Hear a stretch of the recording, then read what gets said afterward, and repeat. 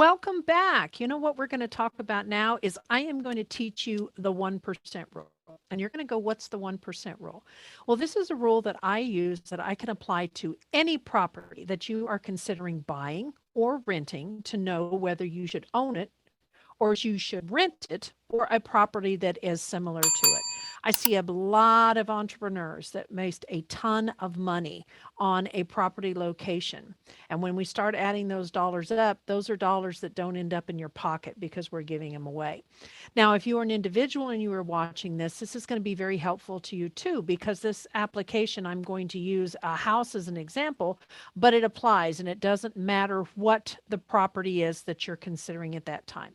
So we're going to do a little bit of screen sharing so that we'll be able to bring this up and do our slideshow. And we're going to do this from the beginning because some of these I really need to have the visual on here for you. It'll make the world go quite a bit easier. So we're going to talk about managing your financial resources. And just a quick recap, I am Amy Rose Herrick, and I am America's Profit Building Specialist. And I am here to save you time and to make you more money. So here's your chance to learn a little bit more today. Now, I have to give a disclosure, and for those of you who are attorneys, you will appreciate this. These are general concepts. Now, understand I'm talking to a very wide audience, and you need to consult professionals for your own specific details on any transactions. But I'm trying to open your mind and give you some new tools that you may not have when you're looking at a piece of property. Now, many of you have never heard of the 28, 33, 36, 40 debt rules, where these are the rules that I use with my clients that have been successful in being able to manage their lifestyle with their income, regardless of how much money they're making or not making, if things have changed. And of course, we've seen a lot of that over the last couple of years. Now, in this presentation, I'm only going to address the 28% mark that has to do with housing. Now, what is the 28% rule? Well, my example is for every $1,000 of income, your target is not to spend any more than 28% on housing. I don't care if you make $5,000 a month. I don't care if you make $100,000 a month. I don't care if you make $2,947. We can still use the same amount, whatever your pay is, times 28%, and know that that should be the cap on what you spend on housing. Now, for some of you, you may go into qualify and you may be able to qualify for more than that, but qualify and afford are two very different words. And it does not mean that you can afford the home that you're qualifying for. And as I walk you through some of these examples, you'll understand why I feel that way. We're going to talk about managing your mortgage. Well, many of you are not going to pay cash for your homes. You're going to be required to get a mortgage. And I need you to step back and think about when you're qualifying for this mortgage, especially when there is a couple involved. I don't care what your marital status is. If you are buying a property with some type of a partner, there's some long-term results that we need to look at here. Are you going to qualify based on one income or two? Because if you're qualifying based on two incomes, so you can qualify for a larger house or a larger payment, what happens when one person becomes unemployed? Are you still going to be able to make those payments? What happens if you have children that come into the mix?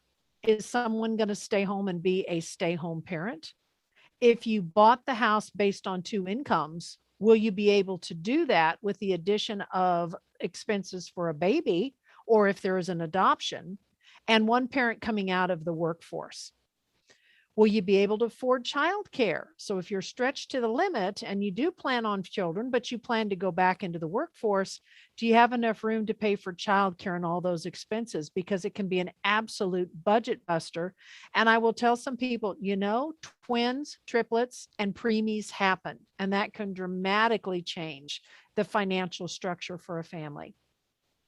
What if you saw it coming on the horizon, and one of you is going to need to take time out of the workforce, whether you have access to the Family Medical Leave Act or not, and take care of parents or take care of relatives that are incompetent or having a significant medical crisis, and you're not going to have a payroll check coming in. If you qualify based on two incomes and you can see some of these things coming, You may want to qualify only on one. And the other suggestion that I would have is when you're considering doing something along those lines, go test the budget for 6 months. I want you to make the payments, the installments, whatever that financial commitment would be, and put it in a bank account for whatever is the difference between what you're handling now and what you're looking at handling with this significant per 6 months. You cannot touch this money for anything, because if you were making the payments and under that responsibility, you would not be able to touch that money. That'll give you a good test of whether this is affordable for you, whether you can qualify for it or not. Of course, then you can take the money that's set aside and use that for your moving, redecorating money, or to help with some of the closing costs. I would tell you to keep it and set aside. And we're going to come back to that later on already pre-funding a repair and maintenance budget item that you're going to have to have. Now, the other thing, to put this in a little different terms, is depending upon the amount of income that you make each month. I went through and just picked amounts between $1,000 and $15,000. So you'd be able to get an idea of what I feel is the maximum gross payment that you should have at this point on your housing, and how I come up with that. Why do I say 28% when I have seen some lenders take self-employed individuals and take them up to 36 and 40, which I think is a stranglehold? Because, if you're a W-2 employee, we got to pay Social Security taxes. That comes out of your payroll before you ever see it. Why do you think they get taxes first instead of last? Now, if you are self-employed, you are both the employee and the employer, who normally matches at 7.65%. So you're going to be paying a 15.3% load. Now, what about income taxes? They don't go away. So depending upon what your income level is, that could maybe be as little as 10% if you're in the lowest bracket because of all your deductions, or perhaps it's 37%. And this is all on top of whatever this payment commitment could be. Many of you are going to live in a state with state income taxes. Well, that's probably another 3 to 10% off your income. You might have installment debts already. Think about cars, student loans, braces. Do you have anything else that's on an installment basis? Maybe you're paying a family member back for something. I don't know. Medical bills. There are many things that happen in life. Credit card bills. Now, when you start looking at 28% for housing and somewhere between 765 and 15.3 for Social Security, and income taxes 10 to 37 and state income taxes 3 to 10, you can see where there isn't a lot of money left over. And I go back to whether you qualify for a payment or you can afford it. Two very, very different terms that are not interchangeable. This is what I find is usually the real budget buster on a house that is never talked about at the closing table. I know from my experience that you usually need to set aside somewhere between 3 and 10% of the value of the property for repairs and maintenance. Now, there are some years you are not going to need to spend this money and it's just going to accrue. But you are not going to touch this money that you hold in a separate account, because you're going to get hit with a big expense, whether that is a roof replacement, a significant plumbing repair. You've got to take trees out. Something is going to happen. You're just going to have to take my word for it. And another thing that I've seen happen, and I can't explain why other than maybe they were bought around the same time, but when the refrigerator dies, the washer or the dryer gets jealous and they want replaced too, maybe even the hot water heater. But all of those things have to be paid for. And if you aren't planning for them in advance, it can just absolutely kill your budget. I usually say about 3 to 5% for a regular home or a well-maintained home. Now, if you happen to buy a fixer-upper, you're probably going to have to set aside 10% a year until you get the property up to the level that it can switch over to just regular repairs and maintenance. And that can be a real challenge to do when you're trying to live in the house, you're making the payments, and you're also trying to do the repairs. In an example, for a $200,000 home, that could be $6,000 at a 3% rate, all the way up to $20,000 a year for this property. So that adds another $500 to $1,667 a month on average to your budget over and above all of those items that we talked about before. And I want to caution you that repairs and maintenance monies is not redecorating money. That's an entirely different pool of money. Now we got to talk about one more hidden cost. How long are you planning on staying in the home? Because, whenever you sell a home, there are costs involved in that. When you buy a home, there are costs. So we need to be realistic about what this house is going to cost us to stay in. Now, I generally say that you set aside an additional 10% of the purchase price in addition to the down payment for redecorating, repairs, furniture, moving costs, whatever. So just getting into a property, I usually suggest 10% is a good number. It may be more, it may be less, but it's a number. I also suggest that you set aside 10% of the value of the home when you sell it that you are going to lose. That's generally going to come out of your equity. And if you don't have enough equity, you're going to have to come to the closing table with cash in order to complete the sale. So on example, if I bought a home and I'm down here and I'm thinking I'm going to probably sell it in 5 to 7 years, maybe when my family's a little larger, or I'm expecting to have some debts paid off and I'll have a little more discretionary income. And I'm believing the house is worth $400,000 because again, it's just a number for our example. 400,000 times 10% is I'm planning on needing to have $40,000 in expected selling costs. It may be more, it may be a little less, but it's a number to work on.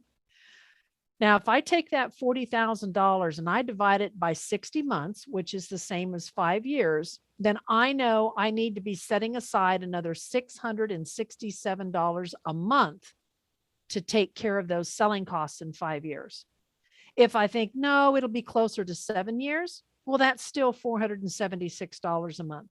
And I know some of you are going to be thinking, oh, well, that property is going to appreciate. Well, I've looked at a lot of real estate contracts, and I can assure you, I have never seen one that part of the contractual agreement is that property is going to appreciate in value. I have seen them appreciate in value. I have also seen them tumble in value as much as 40% almost overnight with a couple of announcements that affected a community. So I don't believe in appreciation. When you receive it, great, but I don't count on it happening. Inflation will eat up a lot of the appreciation anyway. Now let's look at housing expenses that should fall underneath the 28% rule, in my opinion. If I'm using the same $400,000 home example, I said the loan was at 4%. I know some of you are going to say at this time, oh, well, rates are a little lower. Well, not everybody has that rate. Not everybody has that credit rating either to qualify. Maybe they're doing it where it is a seller financed. Again, it's a number, folks. So if I take $320,000 loan at 4%, my monthly principal and interest portion is $1,528. Now the insurance, and of course you've got to have insurance on the home if there's a loan, I'm estimating at 1.5% of value. Now, if you live in an area that is earthquake, flooding, hurricane, natural disaster, tornadoes, it may be higher than that, but it was a good, fair number I could pick. I also estimated the taxes at 1.5% of value. I've seen some areas that are significantly less. I've seen some that are much more, but it's a number that we can use for our example, and you would fine tune this for your own property. Remember that normal repairs and maintenance? Well, I pegged it at 3.2%. The selling cost in 5 years, and this $400,000 property, assuming that I put $80,000 down to get the loan that's tied up in the home, is going to cost me at least $4,262 a month. And this is a very important number because then I can use it to compare to some other things here in a minute. So you're going to see a recap of the numbers we went on. But then on top of that, do you plan on having electricity in your home if it's not solar powered? If it is solar powered, do you going to have to plan for battery replacement? Any of those things into your factor here? Propane, gas, alarm system, cable, bug spraying, homeowners association dues. If you bought a condo, what does a condo have? A condo has monthly maintenance fees.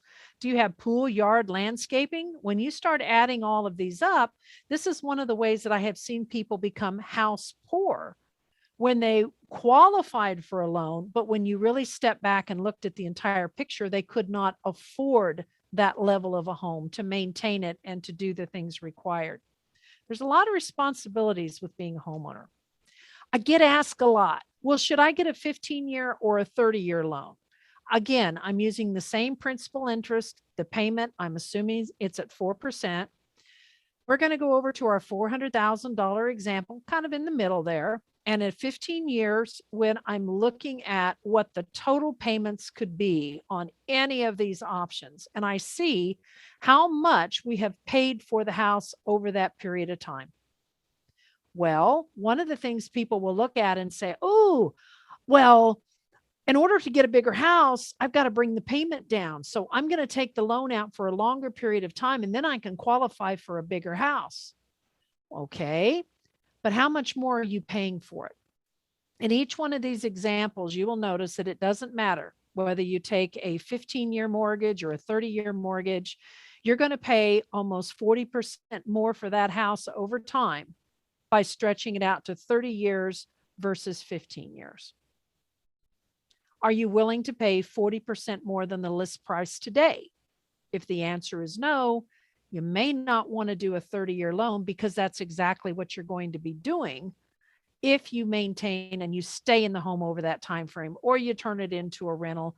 Let's be candid. Not all of us know what our future looks like. We just know what we assume it could be. Should you pay off a low interest mortgage early? I get this question all the time too. Well, there are a lot of variables to consider. Are you putting credit cards at the top of your list of where to pay for your purchases, but you never get the balances paid off? If you're paying credit card interest that is $17.99 or $24.99, you should be eliminating that credit card debt, and you should be dealing with the problem of why you are reliant on credit cards and can't get rid of them, instead of paying off your mortgage early at a low little 4%. You are throwing your money away, in my opinion, if you are putting it towards a mortgage at 4% and you're racking up credit card debt that is in the double digits and significantly higher than that. Are you able to itemize? With the changes in tax law, many of you have absolutely no tax advantage to having a mortgage. It's been taken off of the table. Do you see an income reduction coming on the horizon, what's going to make it very difficult for you to make these payments? Well, your answer may be to refinance, if that is an option, to a lower interest rate, or you may need to already be on the path to downsizing. So you'll be able to live within your means and not get caught in a trap where you are in a desperate situation financially, your credit score is being ruined, and there is no money. Have you been eliminating your savings in order to make the higher payments into the mortgage? I'm going to tell you that's a no-no too, because the only way that you can get to the equity in your home is, number one, to sell it, which we know costs money, or to go get a loan against it if there isn't enough equity for you to be able to borrow against it, and if you can qualify for an additional payment. So I'm going to tell you, if putting more money towards your mortgage eliminates your savings, put the money in savings to avoid the credit card debt and those type of things. Here's another deadly, signal to me. Are you eliminating life insurance and disability insurance out of your budget in order to make an extra payment on your mortgage? You know what? If you're not here to pay that mortgage, or you're ill and you can't make the mortgage payments, we're going to lose that house. So to me, that is an automatic red flag that you should not be putting additional money into the mortgage if you don't have adequate life and disability coverage to protect your ability to stay in that house. Again, you need to talk to a professional like me or someone else to make sure that you're doing the right things that will increase the wealth for you and then into the generations to come. That's my whole goal here, is to save you time and money. This is a hard one for many people. Is it time to walk away? Things have not gone exactly the way that you anticipated. Do you need to release this property to save you financially from further hardship? I don't care if they've deferred it, they've delayed it, you've had late fees, racked up payments and everything. Has it gotten to the point where you are not going to be able to overcome this? When you took the loan out, the world looked different, but we've got to deal with the reality of what the world looks like now. Are you near foreclosure or way behind on your payments? What's going to look the best on your credit report? Because you're still going to have a life going forward if you need to release this house, and you need to do it the most economically way possible. Do you have condo fees stacking up you can't pay? Well, right in your agreements within those, they have the rights to take that property and force a sale if necessary to collect back condo fees. That's another one at times when it gets too far behind and you don't have much equity in the property, it is a losing situation. Did you originally borrow more than you really could have afforded because you didn't have this conversation before you had already signed the papers? It's okay. Everybody makes a mistake. You can fix a mistake if you want to, if you choose to. Divorce. Divorce changes everything. A job loss changes everything. Forced early retirement changes everything. Being pulled out of the workforce to care for an ill or dying family member changes everything.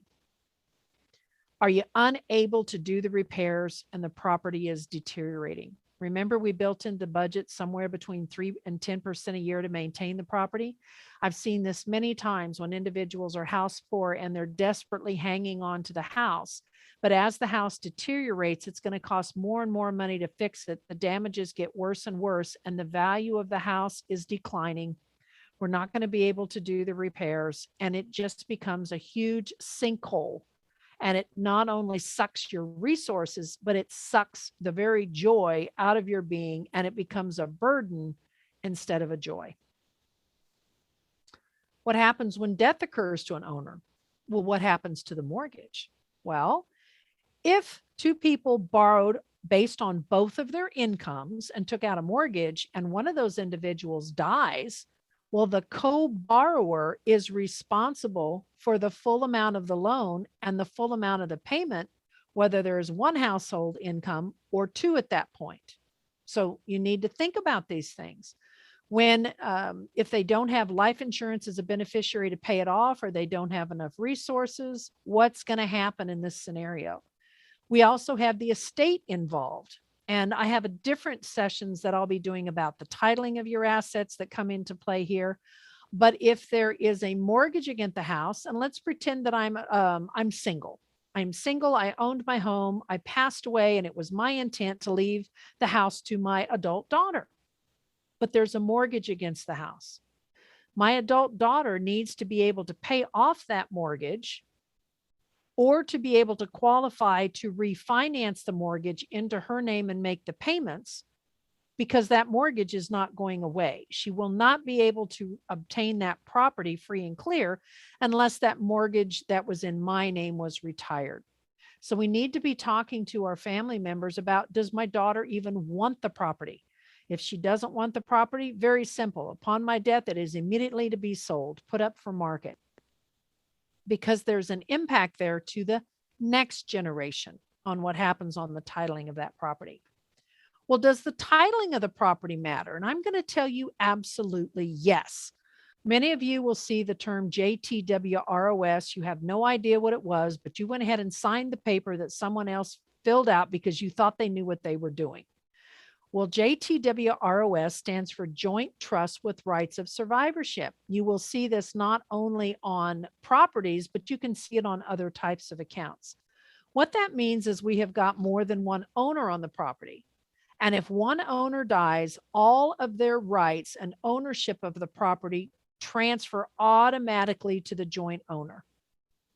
Doesn't go through a will, doesn't go through probate, doesn't go through estate, because the JTWROS overrides anything that the will would say. We can have tenants in common. And in tenants in common, I may own this property as tenants in common with my spouse. But at my death, I own one half of that property, and it's called an undivided interest. It doesn't operate like JTWROS. That means that my 50% share I can dispose of any way I want. I may give it to my spouse. I may give it to my daughter. I may give it to charity. And the other owner in the tenants in common has absolutely no say in what I do with that property. Now, I have seen a lot of properties that were owned between siblings because of a death of a parent. The way these assets are titled is very, very important. Now, if the house happens to be in one person's name only when they have a spouse or life partner, what happens to that property? Well, that's a great question. Do they have a will? Because if they have a will, it will be distributed based on what the will provisions are. But if you don't have a will, it is whatever jurisdiction that you live in has specified will happen to the property.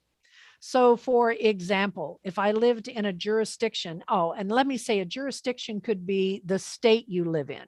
It could be Kansas, Idaho, California. I live in the US Virgin Islands, whatever your jurisdiction is. And if you own foreign property in Greece, maybe in Barbados, maybe you own it in Canada, they're going to have their own rules. But let's say that I'm married. I didn't bother with a will because I just didn't want to get around to it. But the local laws in my jurisdiction where that property is located and where I lived said that 2/3 of the property will be given to my children and 1/3 goes to my spouse. Well, how do you think that's really going to work out? It could be trust owned. So many of you will have a living trust. Some of you are confused about what a living trust will and will not do. A living trust allows assets to be distributed per your wishes. It is not part of the probate process, and so therefore it can be relatively quiet and is not a matter of public record. Assets that are in the trust are also not attached by creditors like they would be in a will. Again, I am not your attorney, but these are some things that you need to be educated and aware of so that you can plan your affairs accordingly. What's a mess? A property has been passed down and now has multiple owners with different fractional interests that no one has been able to actually get the titles on. Heirs can't be found. Fractional owners keep dying it and splitting it up in the will, and it sets and rots, and the legal fees to try and get this thing taken care of are astronomical. I was aware of one piece of farmland that the grandparents had given to the parents, to the children, and then the children gave it to their children. And yes, there were people died and they split it up because they wanted to keep it in the family. And the joke was with 134 owners, which 2 square feet do you own? But it was such a mess in trying to get the title fixed. And really, it should probably end up with one owner. Well, who's that be? Who's willing to sell? Who's not willing to sell? And you need to take care of these things quickly and promptly and cleanly. Now we're going to talk about that 1% rule of ownership versus renting that I was telling you about. You can apply this to any property. We're going to go back and we're going to look at this $400,000 home example. So I've got the loan, I've got the numbers that we saw before, but what if I'm looking in this particular neighborhood? Or I'm looking in this particular industrial park, and I know that it's going to cost me at least $42.62 a month for this property, plus all of the other items. Or if I can find a $400,000 property and I can rent it for less than 1% of the value, which is $4,000 a month, I am generally better off to rent the property and save my cash versus owning it and then also being on the hook for all the repairs and maintenance that are the responsibility of the owner, the increases in insurance costs, the increases in taxes, damage, wear and tear, whatever the case may be. Now, if you look over here in the right-hand column that I've got on your little box, if less than $42.62 a month, then ownership does not make financial sense in most cases. If I can rent a similar property for $4,000 a month, that saves me at least $262 a month. It could be much more because of these wild cards with the question mark. Times 12 is over $3,100 a year cheaper for me to rent than it is to buy the house. Now let that sink in. What is $3,100 a year times 10 years? That's $31,000. There are situations where it definitely makes sense to buy. There are situations that definitely make sense to rent. But I find using that 1% rule usually is a very good guideline on that type of thing. There are a few other borrowing options that you may want to carefully consider when you're thinking about a home. Some individuals will have a home that is paid off, or they're looking at taking a reverse mortgage for the retiree. You got to be over the age of 65. You've got to have equity in your home, and you must have an exit plan. And when I say an exit plan, what do you want to happen to this property after you're gone? Are you planning on passing off to the kids?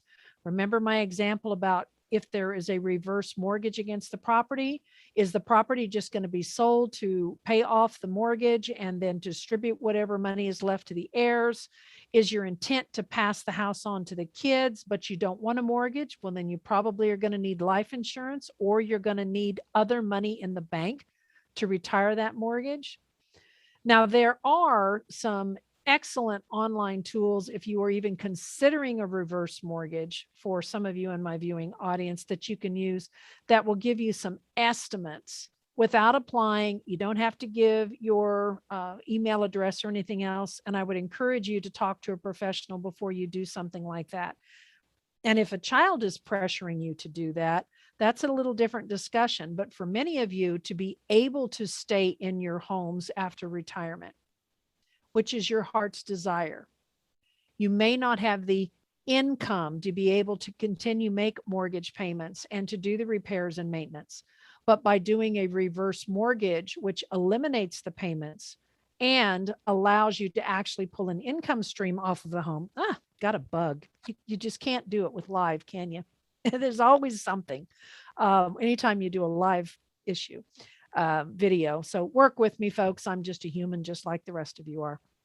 So that is something that is a much deeper conversation if you are considering doing a reverse mortgage, because that comes into play on whether you're thinking about downsizing or changing houses and buying and selling costs. Now, I want you to know that you can ask Amy anything. If it deals with money, I am a wizard. I work with businesses and I work with individuals. You'll see in the notes a couple of ways that you can get in touch, or if you'd like to see some more on how that you would be able to do that and have access to any of those types of things at your leisure. And so therefore, I appreciate you took your little bit of time to spend with me. I hope it was very helpful. And now you know something that the majority of the people don't, was what is the 1% rule when you are trying to decide between renting and owning a property. Be blessed, and I look forward to seeing you on a different day.